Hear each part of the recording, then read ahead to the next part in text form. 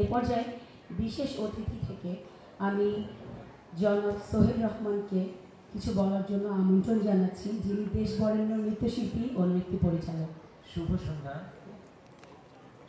মঞ্চে যারা উপস্থিত আছেন আর যারা আমার সামনে আছেন দর্শকবৃন্দকে আমার শুভেচ্ছা জানিয়ে ছোট করে বক্তব্য রাখছি।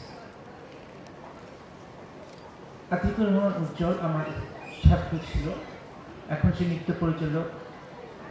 শুধু নৃত্য পরিচালক বললে ভুল হবে, সে একজন ভালো সংগঠক। কারণ প্রতি বছর এত বড় আয়োজন করাটা চারটিখানি কথা না, সে করে যাচ্ছে। এত পরিশ্রম দেওয়া উদ্যোগ দিয়ে আমরাও পারতাম না মনে হয় যে এই উদ্যোগটা নেওয়াটা কঠিন ব্যাপার, কিন্তু সে সেটা করে দেখিয়েছে। তো আমি চাই এটা যেন যুগ যুগ ধরে প্রতিযোগিতা চলতে থাকে, আর এতে ছাত্রছাত্রীরা খুব উৎসাহ পায়, কারণ তারা অনেক কিছু শিখতে পারে প্রতিযোগিতার মাধ্যমে।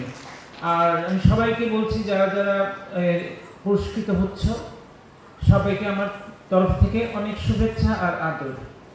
আর যারা সম্মাননা পেয়েছে তাদেরকে আমার অনেক শুভেচ্ছা, ধন্যবাদ।